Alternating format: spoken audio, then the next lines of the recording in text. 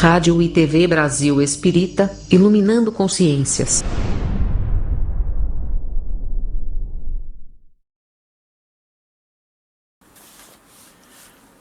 Amigos da Rádio Brasil Espírita de Maceió, estamos retornando ao contato com vocês para darmos continuidade à análise que temos feito semanalmente, todas as quartas-feiras, sobre as epístolas de Paulo à luz do Espiritismo.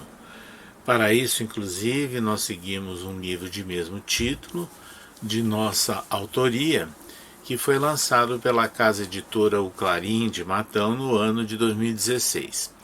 E o nosso objetivo, nós sempre repetimos isso em todos os programas, é uma análise do conteúdo das cartas de Paulo, com ênfase à substância, à fundamentação moral, onde nós não nos prendemos muito a polêmicas e questões temporais, e que deram margem a muitas interpretações ao longo dos tempos. Então, é esse o sentido que nós queremos apresentar a vocês, trazendo para a atualidade o significado, desses registros magníficos que Paulo fez nas suas epístolas. E hoje nós vamos começar a analisar a epístola de Paulo aos Romanos. Já de início nós adiantamos que essa epístola ela é muito importante na história do cristianismo, porque ela contém várias recomendações, apreciações de ordem moral feitas por Paulo, mas também ele faz algumas interpretações que deram margem para que alguns estudiosos tirassem da carta de Paulo aos Romanos fundamentações para algumas teologias.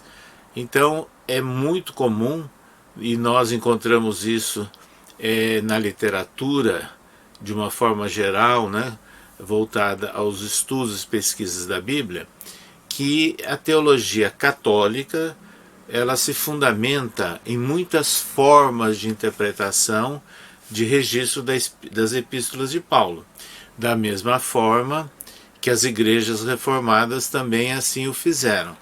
Tanto que nós encontramos luminares da reforma protestante, como Calvino, como o nosso Lutero, todos eles enaltecendo o valor da epístola de Paulo aos Romanos.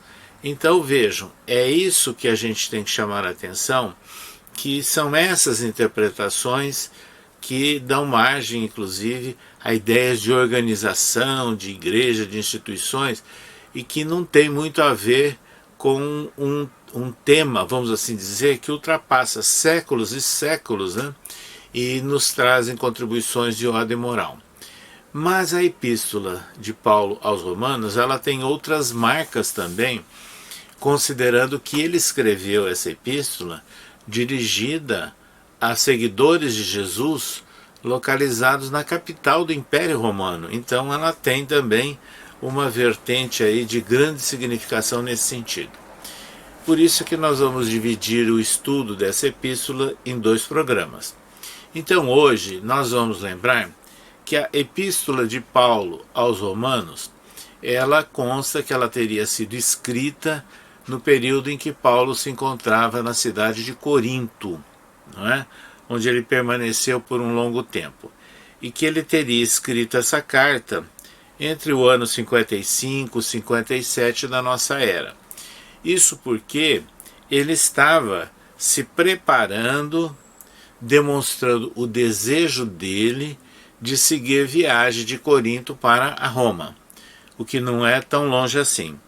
Mas fica claro, inclusive, pela epístola, aliás, pelos textos registrados no livro de Atos dos Apóstolos, e também na epístola aos Romanos, que já existiam alguns agrupamentos de seguidores de Jesus em Roma. Isso é bom nós lembrarmos, porque Paulo e nem Pedro não foram os criadores de seguidores de Jesus, de grupos de seguidores de Jesus em Roma.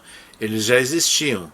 Inclusive, é sabido que Áquila e Prisco, que foram amigos de Paulo, que hospedaram em Corinto, eles eram, na verdade, imigrantes vindos da capital romana, e lá eles já haviam fundado agrupamentos seguidores de Jesus.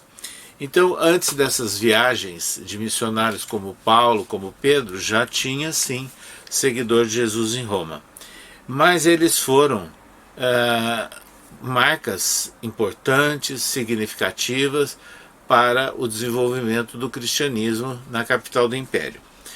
No livro Paulo e Estevão, Emmanuel, pela psicografia de Chico Xavier, comenta um episódio muito significativo que precede, inclusive, ao momento em que Paulo elabora, redige essa carta aos Romanos. Então, anota Emmanuel pela psicografia de Chico. Novamente em Corinto, o ex-rabino ratificou as suas epístolas, reorganizou amorosamente os quadros de serviço da igreja e no círculo dos mais íntimos não falava de outra coisa senão do grandioso projeto de visitar Roma, no intuito de auxiliar os cristãos já existentes na cidade dos Césares, a estabelecerem inclusive instituições semelhantes, às de Jerusalém, de Antioquia e de Corinto e de outros pontos importantes ali do Oriente. Prossegue Emmanuel comentando que Paulo pensou em preparar a sua chegada na capital, fazendo-a preceder de uma carta, na qual ele recapitulasse a doutrina consoladora do Evangelho de Jesus e nomeasse, com saudações afetuosas, todos os irmãos do seu conhecimento naquele ambiente romano.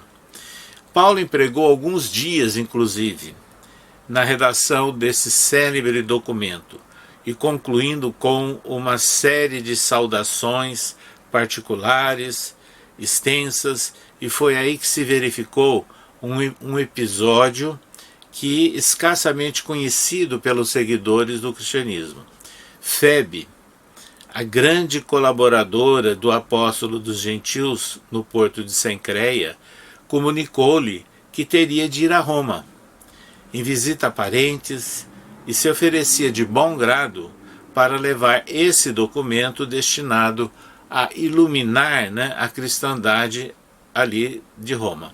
E foi o que aconteceu. Então, essa senhora Febe, ela foi portadora dessa carta de Paulo aos romanos. Então foi encaminhado aos destinatários, mas a viagem que Paulo pretendia fazer a partir de Corinto, ela foi adiada. Ela foi adiada porque ele recebe recados e informações insistentes que ele deveria retornar a Jerusalém. E aí houve até um entrechoque, alguns achavam que ele deveria voltar e outros que não, justamente com receio de que ele fosse preso, condenado e executado. Mas vejam, ele retorna a Jerusalém, isso é registrado em todos os textos bíblicos e nas pesquisas correlatas. E lá ele acaba sendo realmente preso, perseguido pelo Sinédrio, seria condenado, e aí ele apela a César perante o governador romano Festo, e o rei da Judéia, Agripa, e que estavam localizados lá em Cesareia, não Jerusalém. Então, isso está registrado em Atos dos Apóstolos. Em função disso, Paulo mais tarde foi levado como um cidadão romano preso em embarcações romanas em direção à capital imperial. Então ele chegou em Roma provavelmente no ano 60 depois de Cristo. Ele havia escrito essa carta uns 3, 4 anos antes, anunciando que ele pretendia ir a Roma. Houve todo o adiamento, todas essas intempéries em Jerusalém, e ele acaba chegando lá por volta do ano 60 da nossa era. Então é interessante agora nós focalizarmos um outro aspecto que está muito presente nessa epístola de Paulo aos Romanos.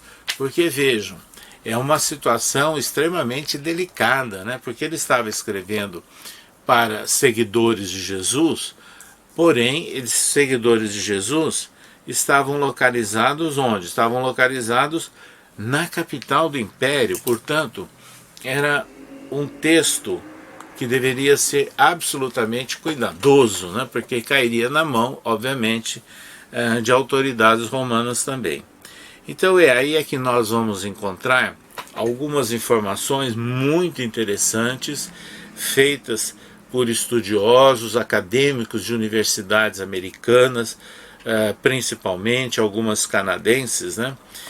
Onde eles analisam algumas partes dessa epístola de Paulo aos Romanos. Em primeiro lugar, então, nós temos que destacar que o Antigo Testamento, que Paulo foi anteriormente um defensor disso na condição de doutor da lei, seguia a Torá. E Paulo, na condição do doutor Saulo de Tarso, era um fiel defensor e seguidor do Torá, da Torá, aliás. E ele sofreu influências gregas também na sua formação e influências romanas, né, porque ele estava imerso no Império Romano também. Então, Paulo de Tarso, ele tinha uma singularidade, porque ele soube conviver com três mundos distintos. O ambiente paterno da sua formação no meio judaico, a cultura grega e a questão política do Império Romano. Pois bem, naquela época, em Roma, era vigente, né, uma proposta que foi criada pelo imperador Augusto César, que é chamada Teologia Imperial Romana, onde não havia fundamentalismo, mas a ideia era aceitar as várias religiões dos povos conquistados, né? O importante é que eles deveriam, sem dúvida, aceitar a divindade do imperador. Então essa era uma condição. Então, em muitos locais que Roma conquistava, também os povos admiravam, porque eles levavam benefícios, progressos, né? Balneários, aquedutos, grandes praças com templos, estátuas, portos, estradas, as chamadas vias na época, né? Então era realmente uma situação muito característica e diferente essa que Paulo conviveu, né, nas várias províncias do Império Romano, onde ele difundiu o Evangelho de Jesus. Pois bem, então, esses historiadores, então, eles mostram que Roma não era apenas uma conquistadora, arrasadora de tudo, de forma nenhuma. Ela também levava um tipo de uma norma de civilização, não é? De certa forma, guardadas as devidas proporções, era uma predecessora da globalização ali na região do Mar Mediterrâneo.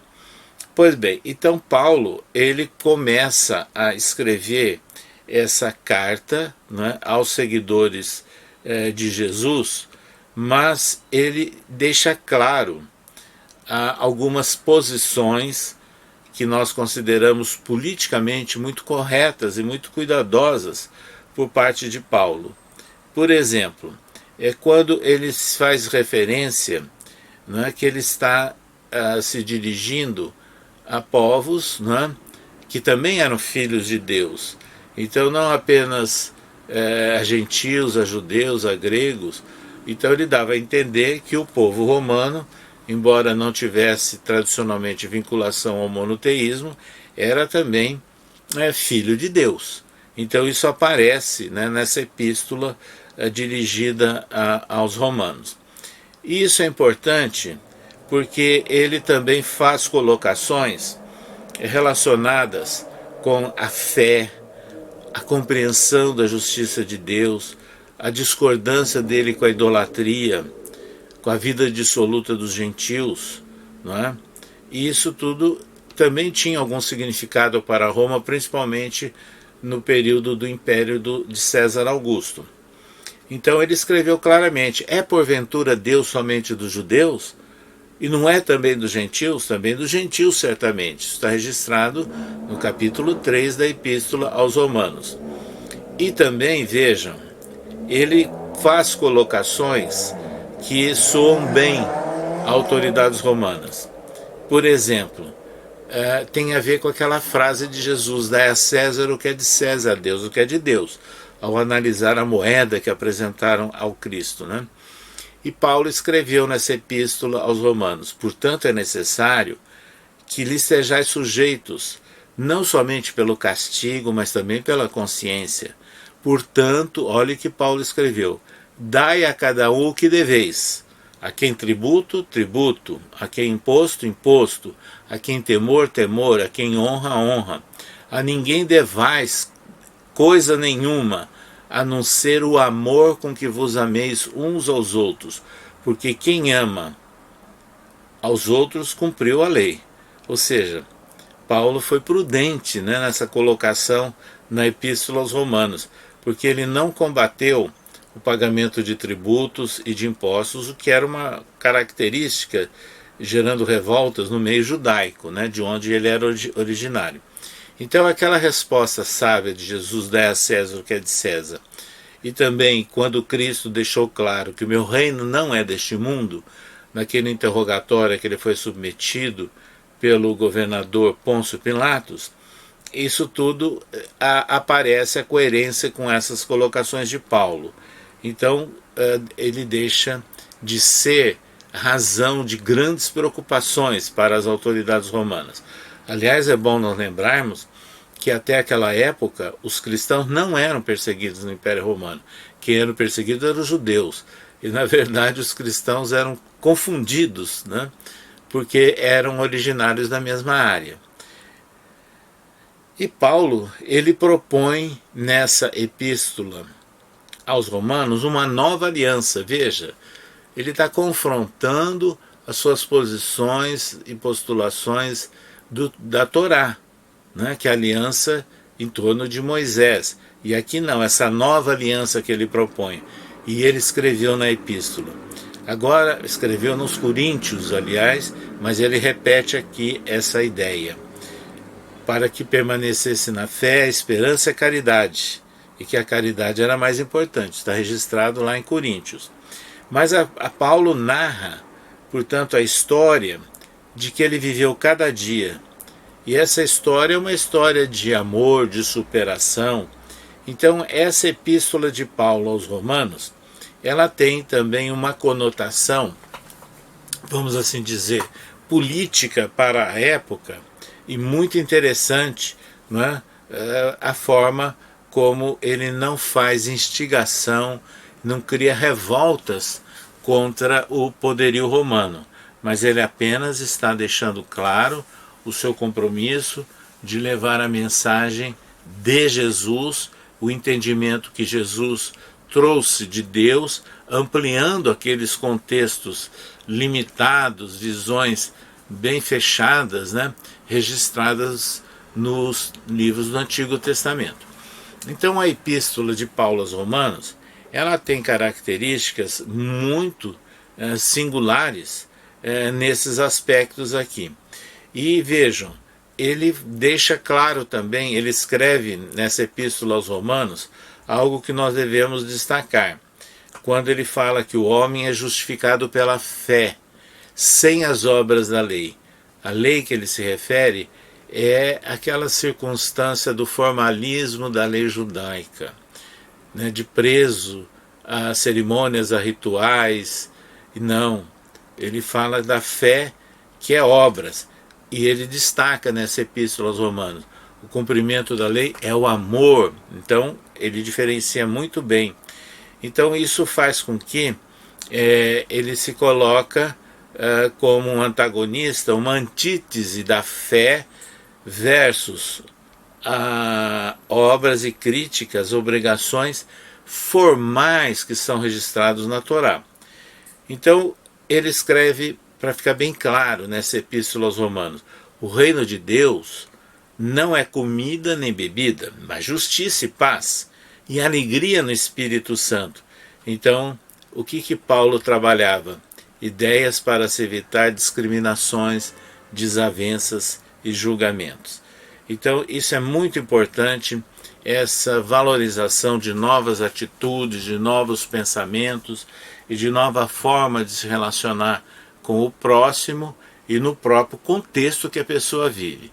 Assim, meus amigos, essa primeira epístola que nós estamos comentando agora com sentido bem político, né, que é a famosa epístola de Paulo aos Romanos, ela merece sim muitas análises, muitas reflexões, mas nós vamos destacar no próximo programa agora o sentido moral das recomendações, das aplicações práticas que são condizentes até a nossa atualidade.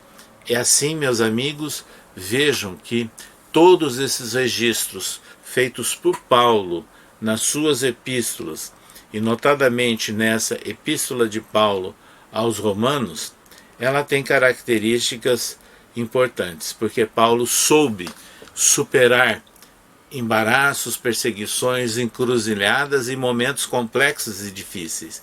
Isso é um lembrete para as nossas vidas e o contexto que nós vivemos também na atualidade. Assim, meus amigos, nós convidamos para que vocês estejam juntos conosco na próxima quarta-feira, onde nós estaremos dando continuidade à análise, ao estudo da Epístola de Paulo aos Romanos. Até lá e uma boa noite a todos. Até a próxima quarta-feira.